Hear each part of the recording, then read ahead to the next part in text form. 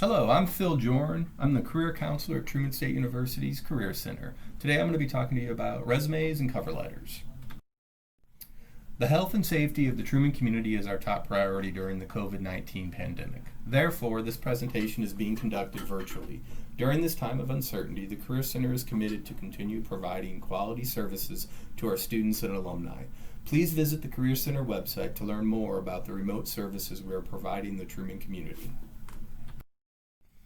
One of the first things I like to talk about when doing a presentation on resumes and cover letters has to do with the stress that most students experience when they're going through this process. Some of the pretty common self-statements, self-talk that I hear from students have to do with I'm not going to be good enough to land a job, I'm going to be rejected, I'm going to be judged negatively.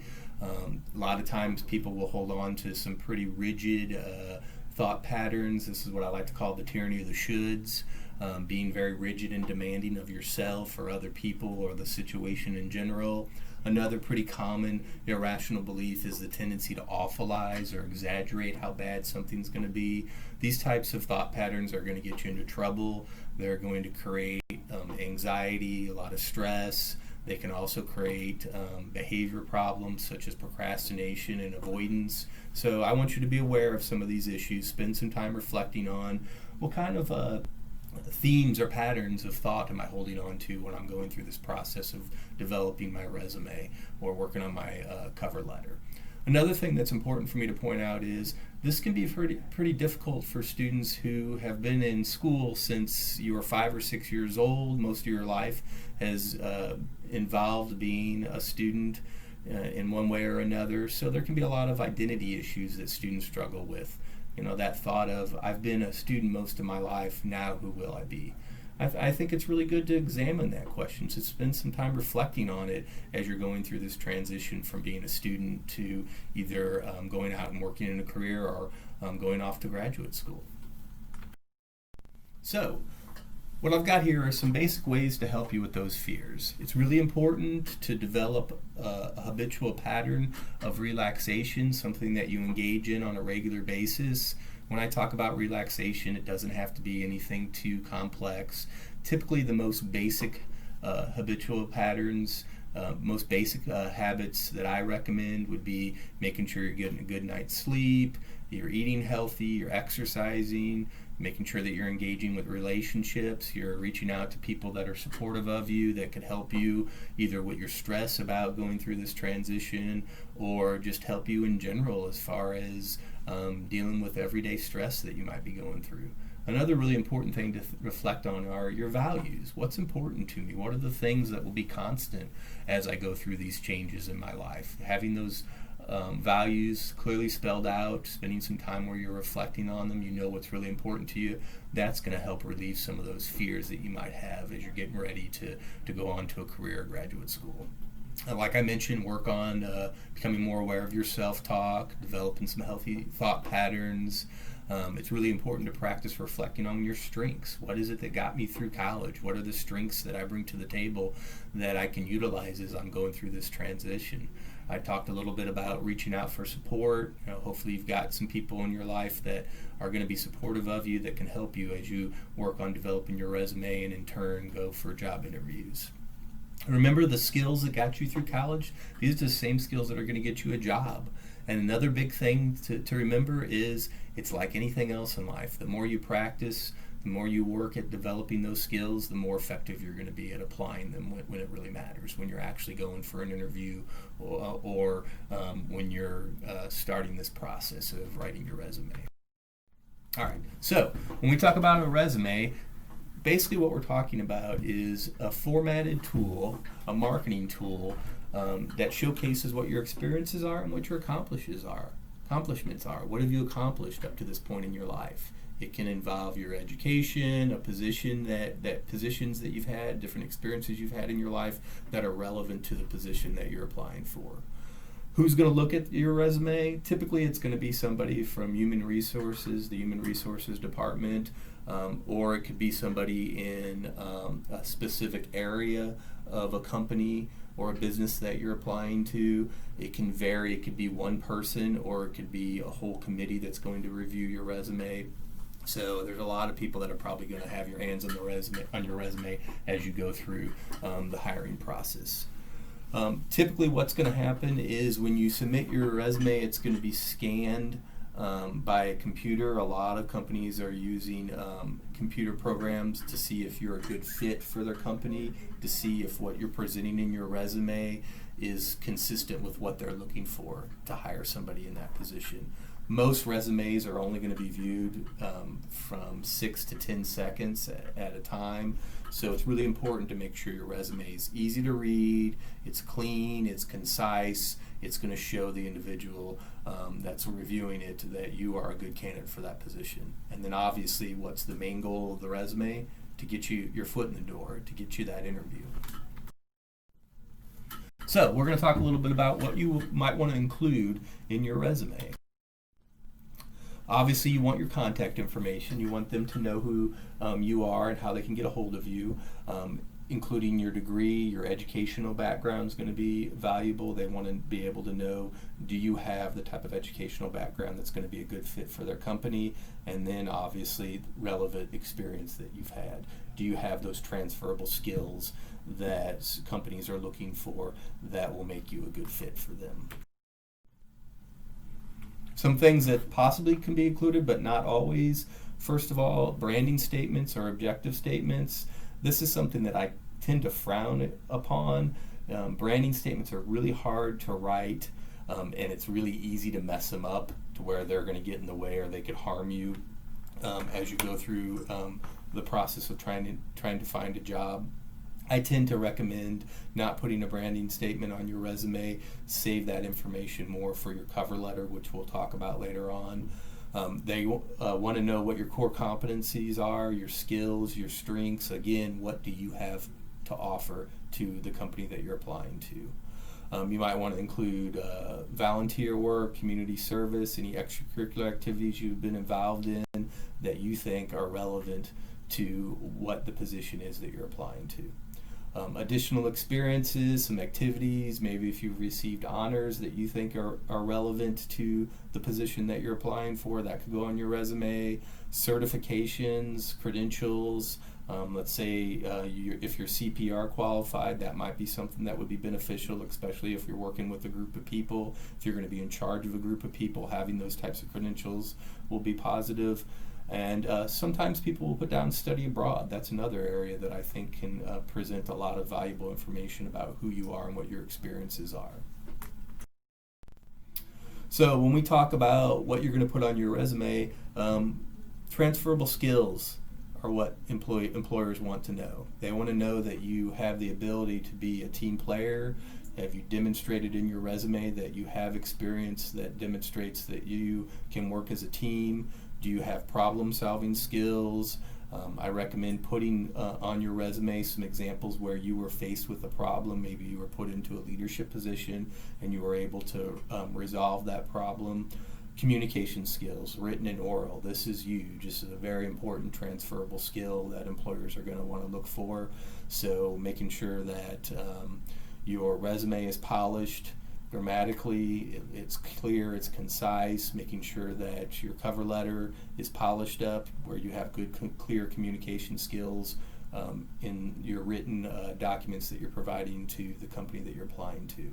I mentioned leadership. They want to know that you can work with groups of people, that you can connect and lead people, whether it be to accomplish a mission for a class that you've been working for, or a job that you've had, or some type of volunteer experience.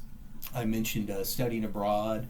That's a really good experience to demonstrate that you have the transferable skill of global fluency. You can work with people from different backgrounds, different life experiences. That's another thing that employers really want to see. And then obviously digital literacy. Do you have the ability to use the different types of computer programs, software that the company wants you to utilize for the position that you're seeking? Some things not to include. I see this a lot. A lot of people aren't aware of what are some of the no-nos as far as writing up a resume, some of the things you shouldn't put on your resume. In the past, it was recommended that you put references on your resume. Nowadays, that is frowned upon. Basically, what will happen is after you turn in your resume, if they want references, if they want to pursue you further, they're going to ask you for your references. So leave that off your resume. Potential employers don't really care what your hobbies or interests are. So if you're really good at juggling and you're applying for a job as an accountant, it's not relevant. It's not something that you should put on your resume. I would refrain from including any types of abbreviations or acronyms. You might be applying to a company that isn't aware of what those abbreviations or acronyms mean, so try and avoid that as much as possible. The first person in a resume, leave out any I, we, or me type of statements. Leave that out completely. Lots of companies want to see what you've done in college, but not too many companies are interested in what you've done in high school. They view that as too far in the past and not really relevant as far as the position that you're applying for. You want to avoid long sentences. Like I said, you want it to be clear and concise, and you also want to avoid pictures. Obviously, somebody might discriminate against you for various reasons, so trying to refrain from putting any type of pictures on your resume or in cover letters is a good recommendation. Okay, so some general formatting guidelines. There's no one correct format. That being said, there's some typical formats that tend to be a lot more concise, a lot easier to follow than others. I tend to lean towards utilizing those more simple formats that, like I mentioned, are going to be clean and concise. You want to use white space judiciously. If you're turning in a resume where there's a lot of blank areas, then it's going to make it look as though you really aren't qualified for that position. You don't really have a lot of experience. You want to create margins no more than 1 inch and no less than a ½ inch on each side. Font, your font size should be no smaller than 10 points and no larger than 12 points. You could have your name at the top a little bit larger, maybe 14 font size, just so that stands out a little bit, but beyond that you want that font size to be in between 10 point and 12 point. Another really important thing in regards to writing up your resume is quantify and qualify.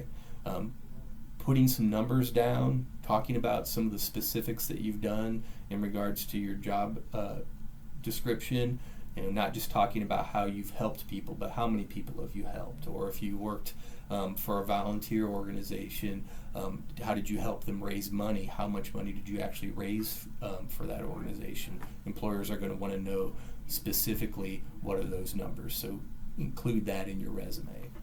And then obviously you want to use a professional email address. It's interesting, some of the email addresses that people have out there, but make sure it's professional. I think a good way to check that is this something that my grandmother would approve of? Some other things to be aware of: you want to put your best stuff in the top half of the page, and again, this goes back to what I mentioned before. Most employers are going to only look at a resume from 6 to 10 seconds, so you want the best stuff at the top, so they're going to see that immediately. Stress accomplishments and achievements, results and skills. A lot of people will just put down their generic job description when they're filling out their resume, the section about what they've done in previous jobs. You want to stress, what did you accomplish? What did you specifically achieve? Use short phrases, not sentences. Again, make it as short and clear as possible. This is going to help you, knowing that they're only going to be looking at your resume for a few seconds each time. Some other guidelines for formatting: you want to be consistent. Make sure your punctuation, your spacing, your verbs, your bullet points are all consistent. I recommend that you write everything in past tense. That tends to make everything flow better for the reader. 1 to 2 different types of fonts, and like I said, don't have a lot of different font sizes. Keep in between that 10 to 12 font size recommendation I made. This is where your friends come into play. I talked about having good supports, having somebody read through your resume, somebody that can look through and make sure there aren't any grammatical errors, spelling errors, things like that. Make sure you're having it proofread over and over again before you turn it in.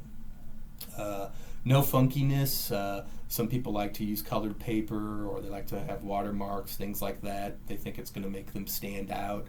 but what I recommend is avoid that type of resume. Not having that on your resume is going to get you a lot better results. And the reason for this is kind of look at that funkiness more as flash, whereas the person reading your resume, they want to see the substance. They don't want to be distracted by any of that funkiness that I'm mentioning. Tricks of the trade: you want to match your resume specifically to the position or company that you're applying for. So when you're doing a search, whether it be on Indeed or LinkedIn, wherever you found that position that you're applying for, read through the job description and write up your resume, tailor it to fit that position. So you want to focus on those transferable skills that they're talking in the job description that you possess, and then talk to that in your resume. It's really good once you've written your resume to hold it up at arm's length and look at it. That's going to give you a good sense of, is this balanced? Is the resume set up to where, like I said, it looks clean, it looks full, it looks complete. You don't want too many white spaces, you don't want too much information. So having that arm's length test goes a long way to get a good sense of, how does my resume look, just over a couple seconds, a quick brief view of it. Does it look good? Does it look clean? Another thing to be aware of is be able to talk about anything you put on the resume. I've heard stories where people will put down on the resume that they're fluent in Spanish, and when they go for a job interview, the person interviewing them might start speaking to you in Spanish. Make sure you can respond. If you put it on the resume, make sure you can talk about it. Make sure you can back up whatever is on the resume. And like I said, proofread. Make sure that you're having multiple people review through your resume to see if there's any errors, any changes that can be beneficial for you. Okay, so like I said, matching your resume to a position. What this is it's got a job description, and what I want you to do is spend a little bit of time looking through this. You can pull out a lot of really good action verbs, a lot of good information from this job description that you can in turn develop a resume that's going to show the employer that you're taking this seriously, you have a good understanding of what the position entails, and that you have that experience written down clearly in your resume to show you.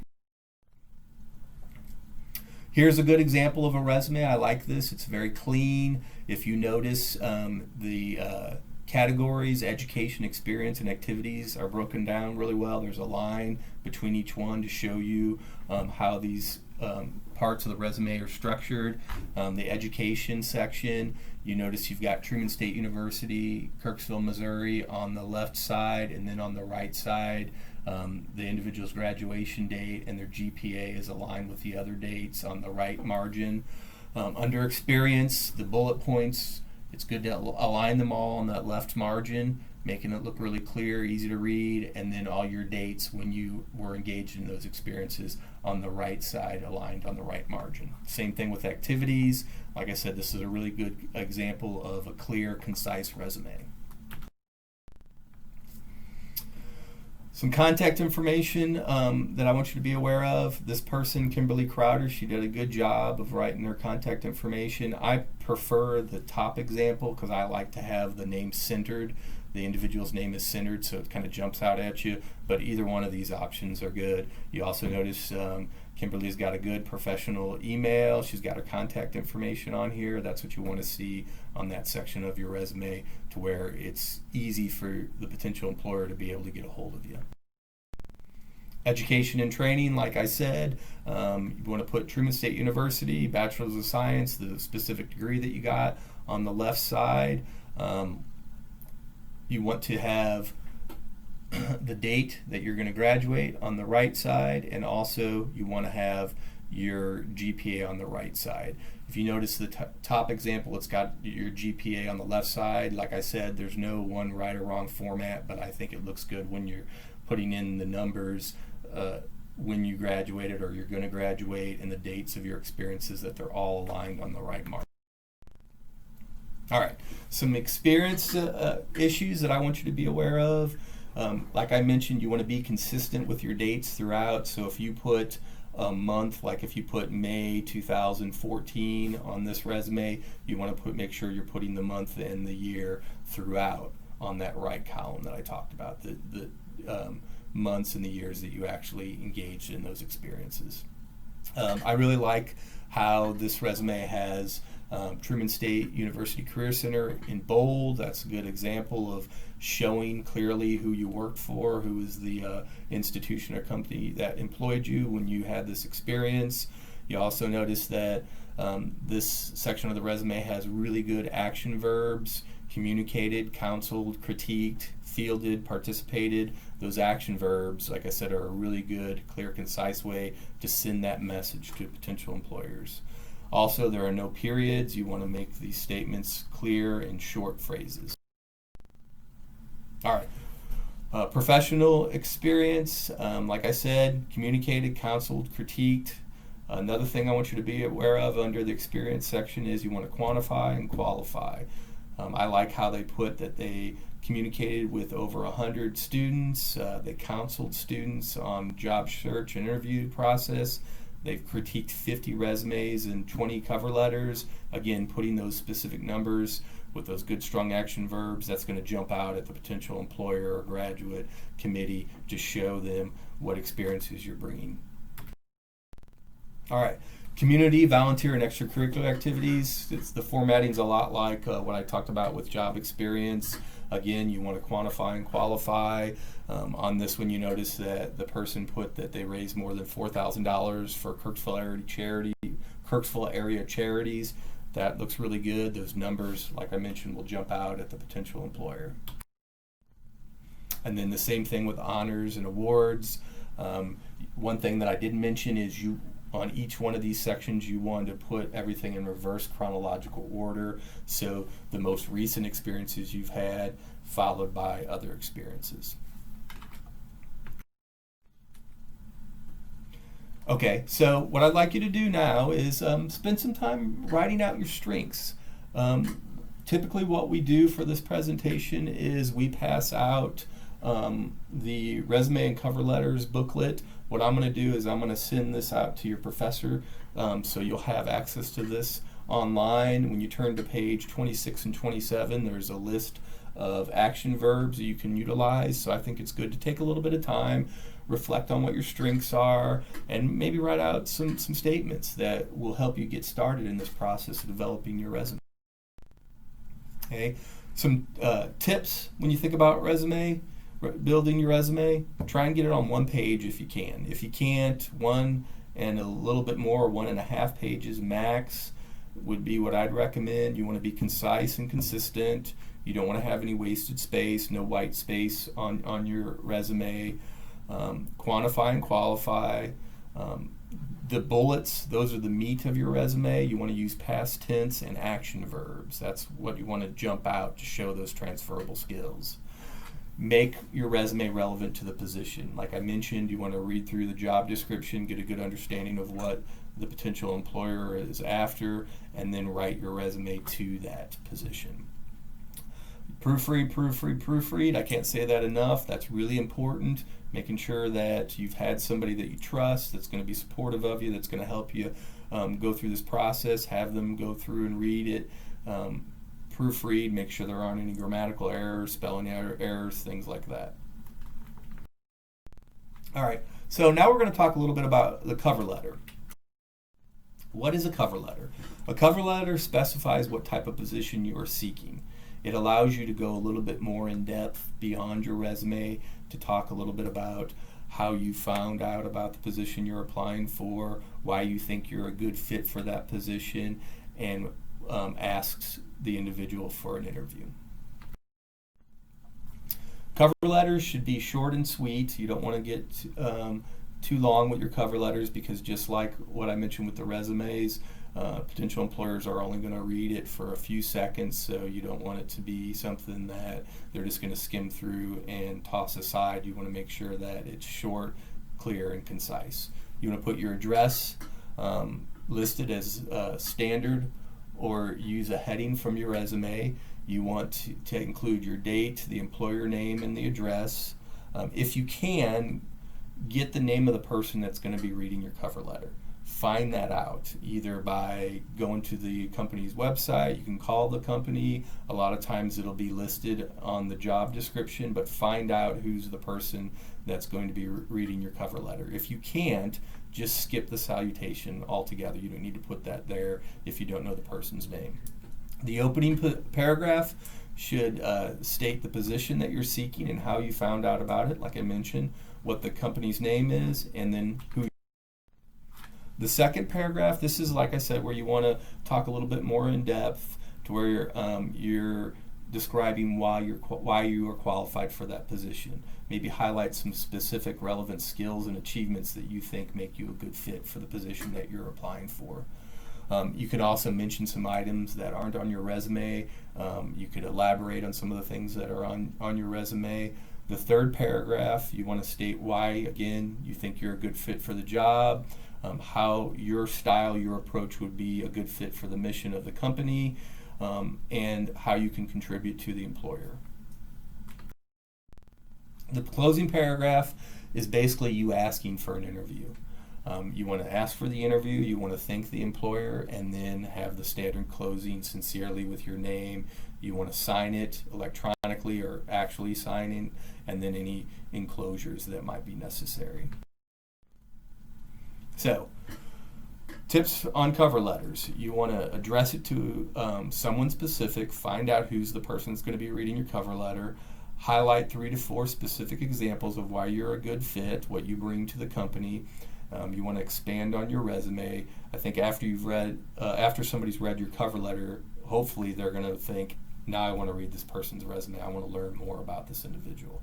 Keep it to 1 page. Don't overuse I, and obviously you want to make sure you sign it. That sounds pretty simple, but a lot of times people forget to sign their cover letter.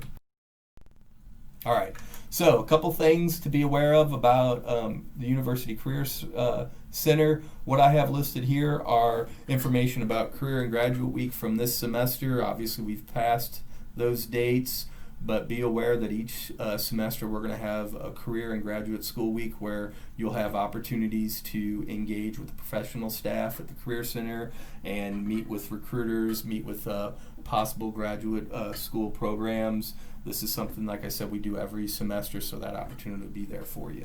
On the right side, you've got information about our office. Obviously, because of what we're going through right now, we're doing everything remotely. We're providing services virtually. So again, I recommend that you check out our website, career.truman.edu. It'll talk a little bit more in depth about the services we can provide. I appreciate your time, and I hope everybody's safe and healthy as we're going through this situation, and we look forward to seeing everybody next fall. Thank you.